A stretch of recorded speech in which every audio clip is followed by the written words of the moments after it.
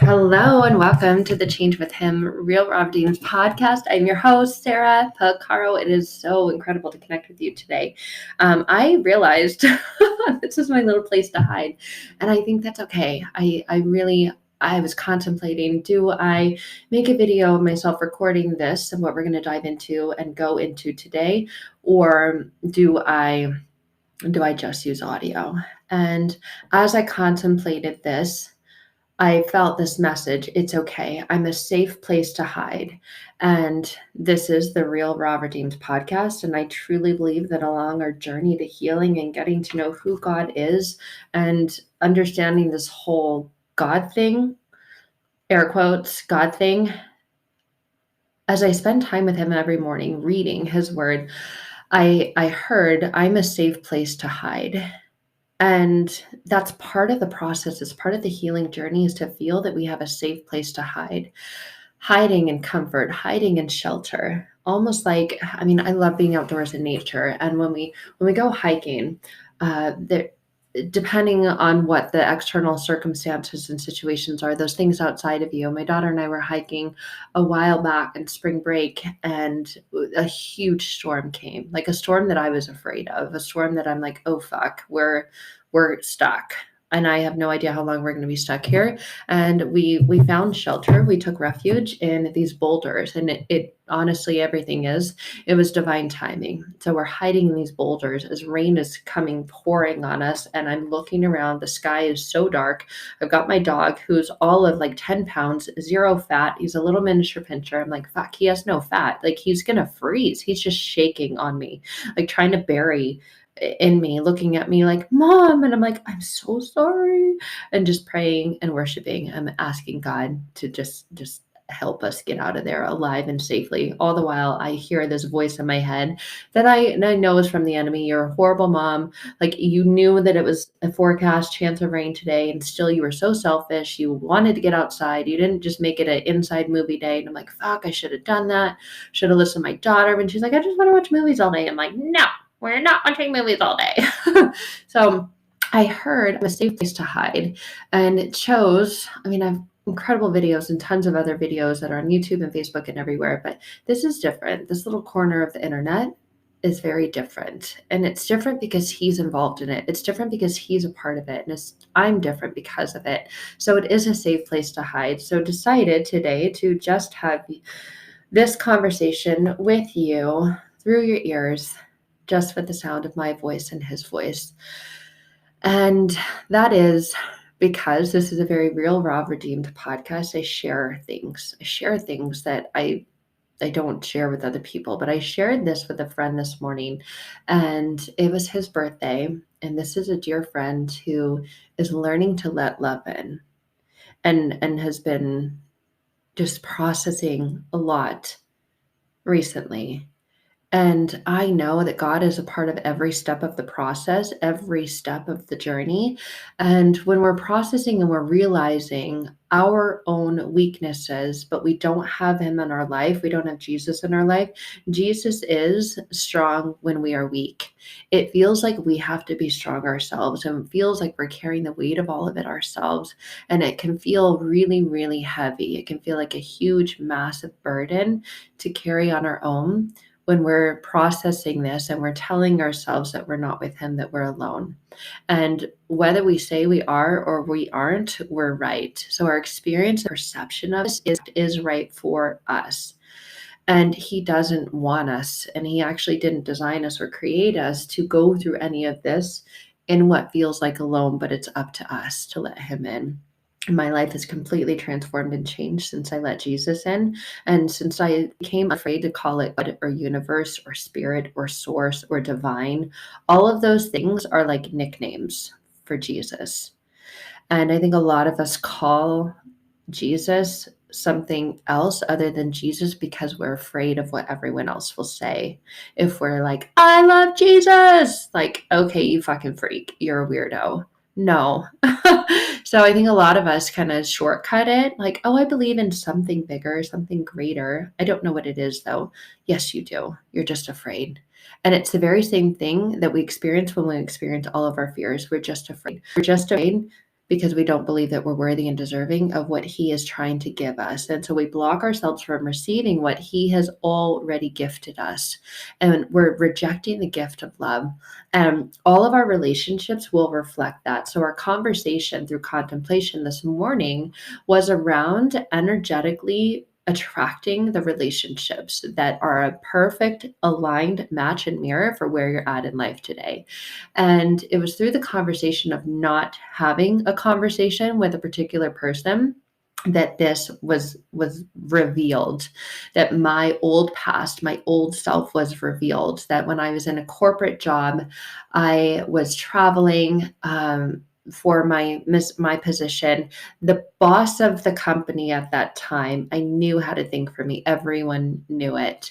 And although nothing ever happened with us because I was really repulsed and creeped out by the energy between us, like I knew it and it didn't feel good. I knew that he was also sleeping with another one of the managers and everyone knew it. They tried to hide it and they were pretty good about keeping it discreet and on the DL, but we had traveled to Texas together. There was 4 of us. Yes, hold on. Let me count. 1, 2, 3, 4. There was 4 of us, and there was a Texas manager over the territory at that time. And it was incredible, this connection and awareness that I was completely repulsed by the boss of the company sleeping with one of the managers.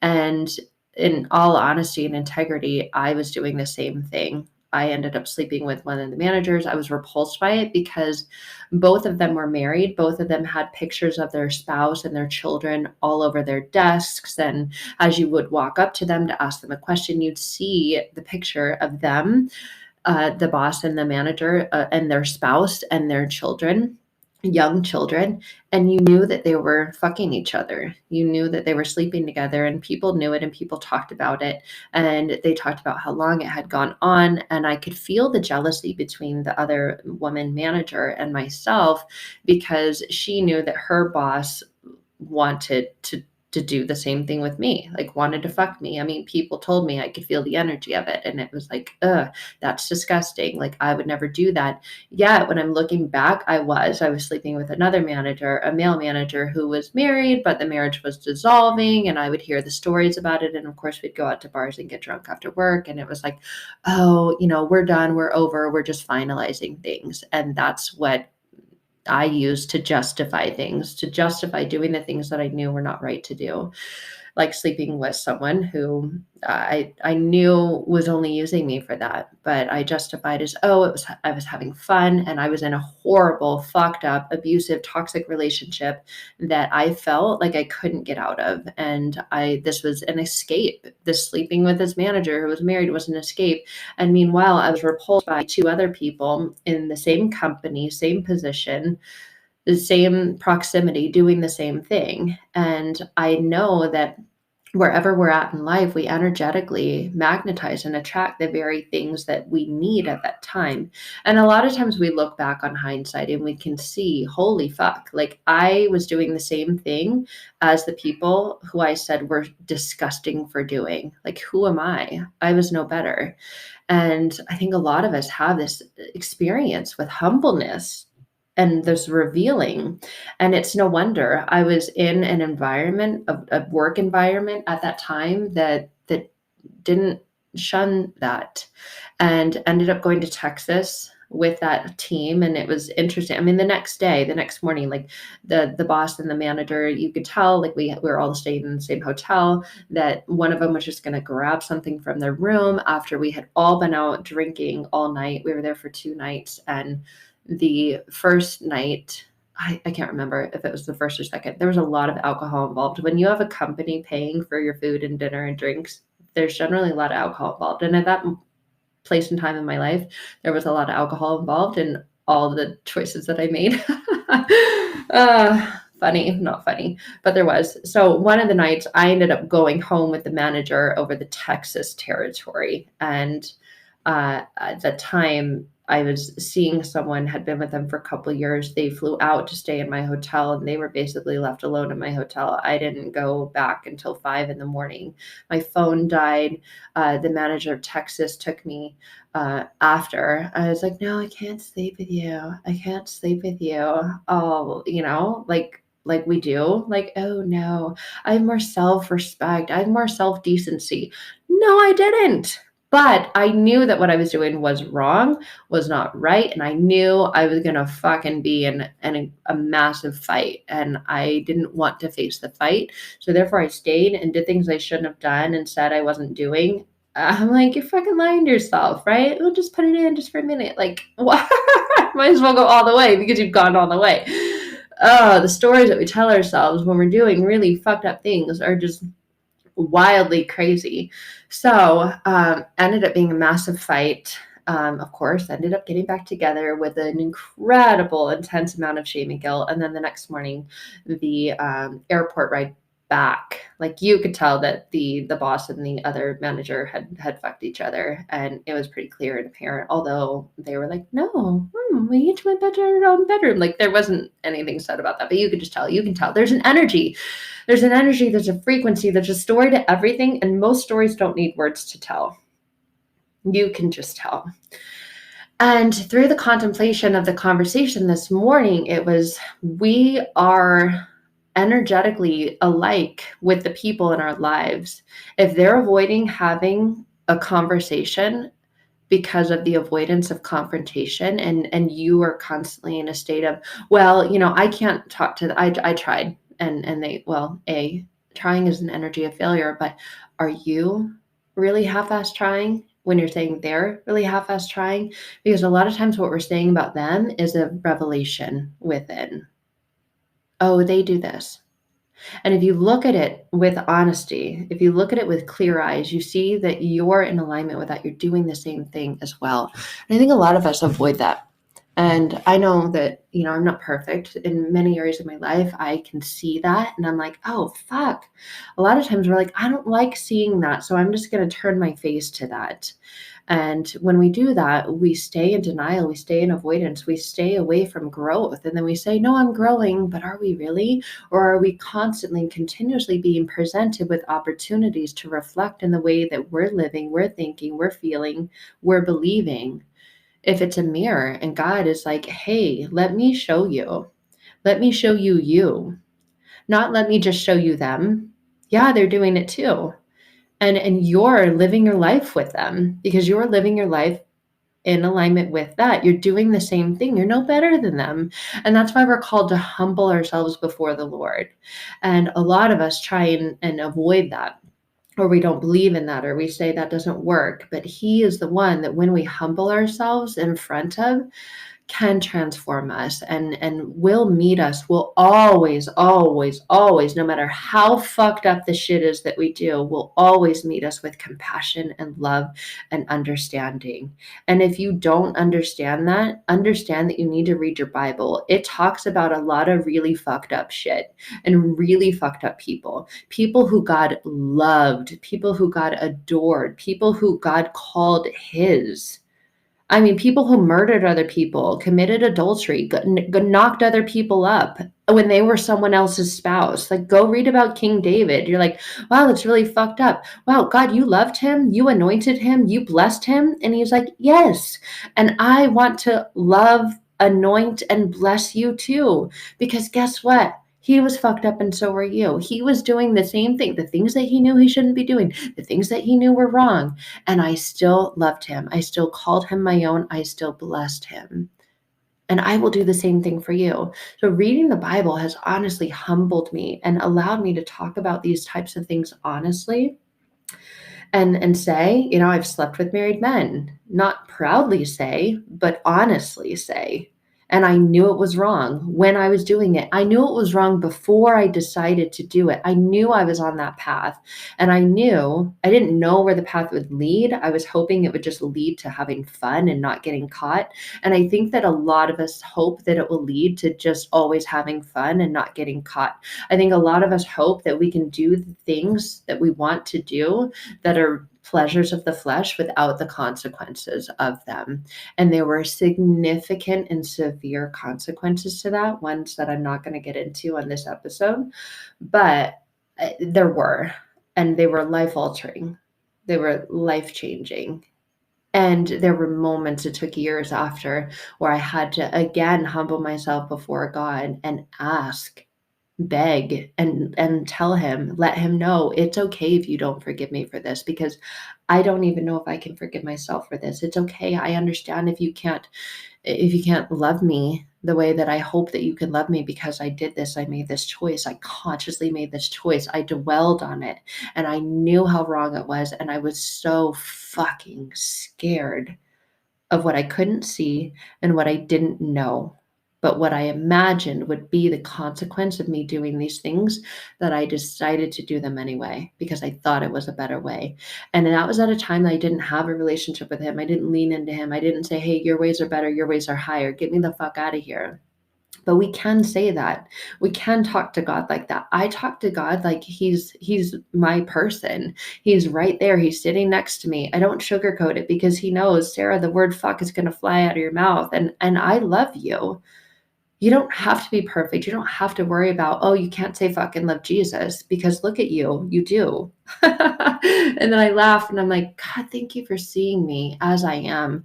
Thank you for meeting me where I am. Thank you for loving me as I am. Thank you for being the one who doesn't shame me. Because a lot of us, especially personally, my experience is in this quote unquote Christian culture, we have to look a certain way, act a certain way, speak a certain way, or else. And it's this or else kind of punishment. Or else what? And it's this rejection, repulsion kind of energy that happens.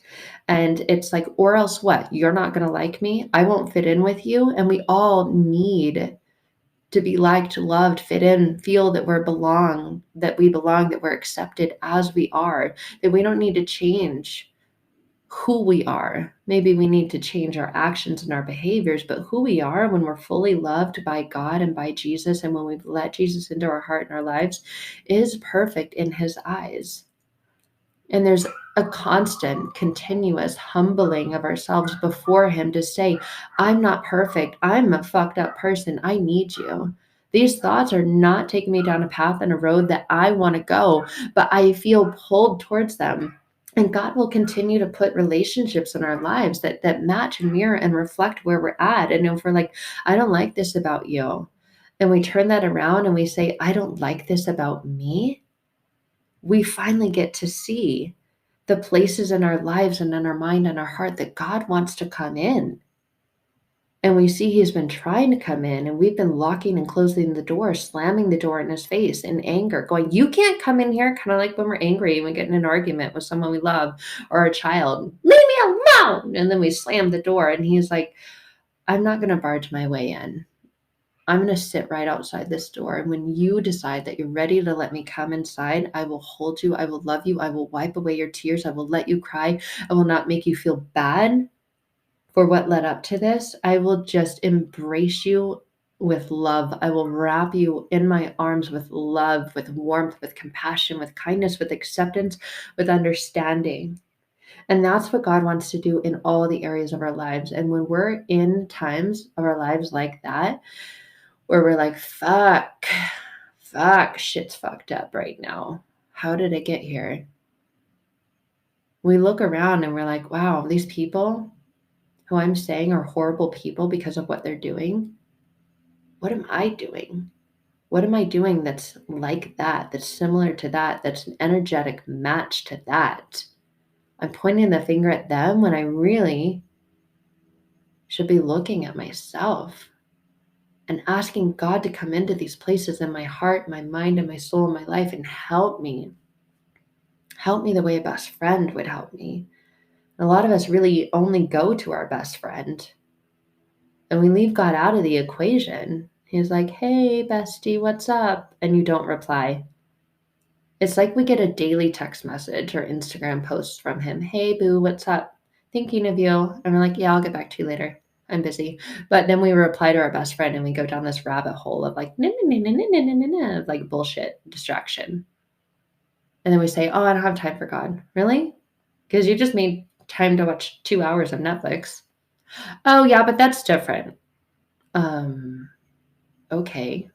It is different. You're right. What's important?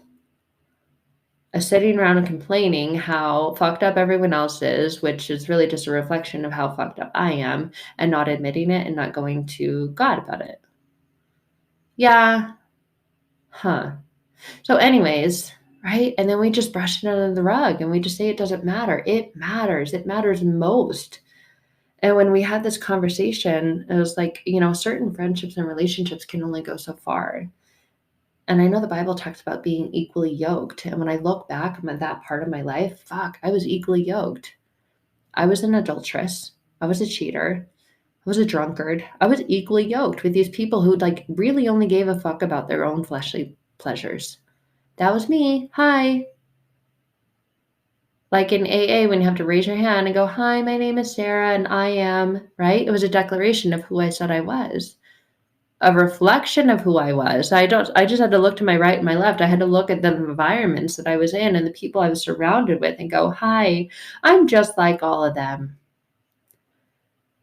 And there's humility in being able to admit that. There's an honor in being able to admit that. And there's a reflection in admitting that. Not everyone changes, and you can't ever force anyone to change. But when you invite God into your life and your heart and your mind and your soul, and you are so ready, you're ready to receive love, mercy, compassion, acceptance, forgiveness, and grace. He is right there to pour it in, on, and all throughout you. And a lot of us don't experience that because we don't receive that. We want the benefit, but we don't want to put in the work. No, I want to feel all that, but I don't want to read my Bible because that's weird. It's an old, outdated, wannabe textbook. I don't believe in it. I believe in the universe. Who the fuck do you think created the universe? He is the creator of the universe. God with a bod. Jesus wrapped himself up in flesh. He walked on this earth. He lived a perfect life because he knew y'all are going to live a fucked up life. You don't need to worry about not being perfect because Jesus was. And when we accept him into our heart and our soul and mind, our life, everything changes. Everything changes. I look back on that time when I worked in that environment, when I was keeping myself connected with those people, surrounded by those people. I could have made different choices. Yeah, I could have. We all could have made different choices, but to stay in the coulda, woulda, shouldas only keep us fucked up. I look at it and I say, oh my gosh, I see how I was just like them. So if we're pointing out negativity or we're criticizing others, what if we looked at ourselves and said, thank you, God, for this gift of revealing within me what I desire to experience changing? Oh, I can't have a conversation with this person. They're always so avoidant. They just shut it down. They don't really see it. Eesh. Eesh. I can't have a conversation. I avoid conversation. I shut down conversation. Yeah, but it takes two willing people and they're just not willing. I've already tried. Eesh. Eesh. You're right. And the crazy thing is, we always get to be right. We get to be right. It feels so fucking good to be right. And when we say that we can't because of them and we're right, we're limiting ourselves, we're keeping ourselves stuck. And it's like God is going, hello, hello, look in the mirror. I'm calling you. Will you look in the mirror, please? Will you see that this is being revealed within you? It's an area that you desire to experience change and transformation in, and I'm here to help you. So you don't have to do it alone because I know how fucking hard it feels to do it on your own. Will you pick up the phone, please? Because I'm here to do it with you. You've got this. The words you need, the power you need, it all comes from me. And you're like, oh, Jesus is calling. I'll call it back later. I'm busy right now. He can leave a voicemail. He can leave a message. And if I have time later, I'll get back to him. It's no big deal. Yeah. I'm sorry. What were you saying? Oh my gosh, really? That is so crazy. I can't believe she would do that. Really? Oh my God, you deserve so much better. Girl. You deserve so much better. Oh my God. And then we just continue on without him, calling him mine. Oh my God. But really, we're not living in a way that he is ours. And we're like, well, no, he's not mine. Like, I can't own him.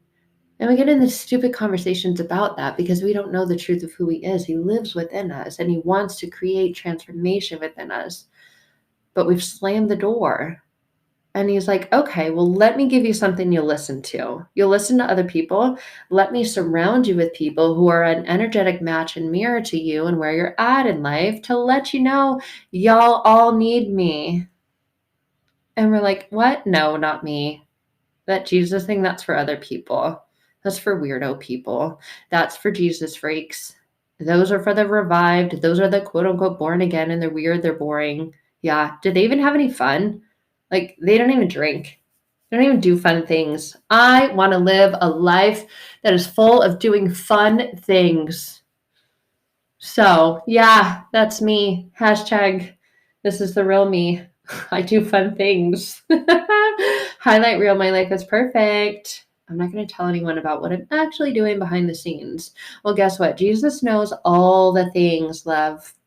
Yeah, he knew all the things that I was doing then. He knows all the things he knows. He knows. He knows. He knows it all. He knows all the things I'm doing now.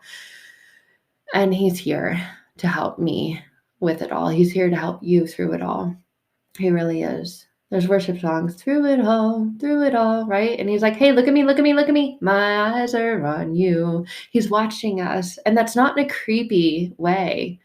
That's like when we keep our eyes on him, our path is made straight.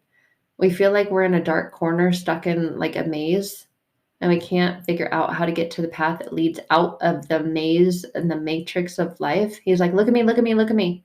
And we're like, no, I can't. I gotta look down. Like, I can't.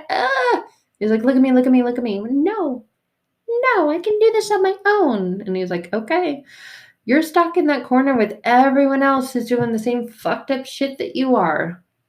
Yeah. You're saying that they're not doing this.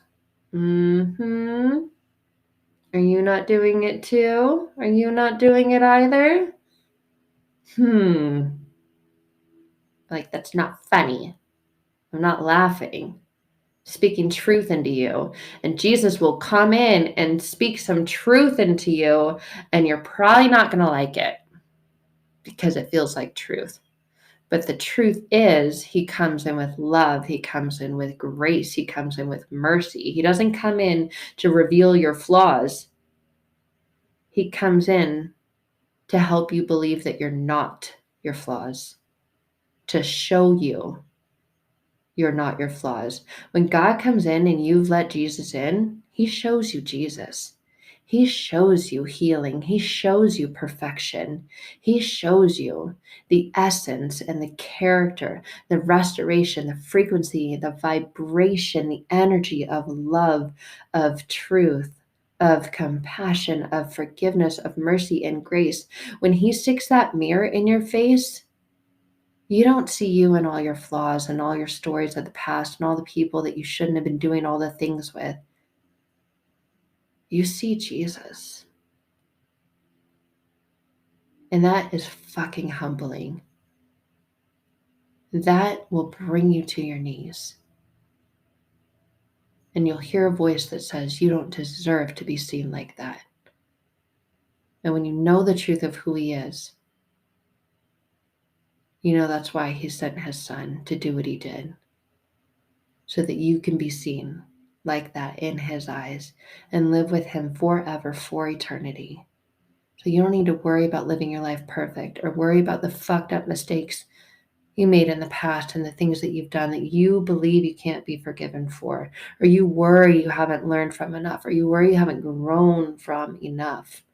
All the fucking enoughness goes out the window because he says, my son is enough. My word is enough. You don't need to alter it, change it, add to it, or take away from it. It's Jesus. I invite you to contemplate on all this today. And I invite you to let him in so that he will do what only he can do. He's changed everything for me, and I want that for you too. I love you guys. Thank you for hiding with me today in this little corner of the world called this podcast, wherever you're listening to this from. Sending you so much love. And if you haven't yet, invite Jesus into your life. Stop being afraid. Stop calling it another name. Say, hey, Jesus, I hear you knocking. I'm done with the hiding. Come into my heart, my mind, my soul, my life. I want to call you a friend till the end. I love you guys. I'll see you soon.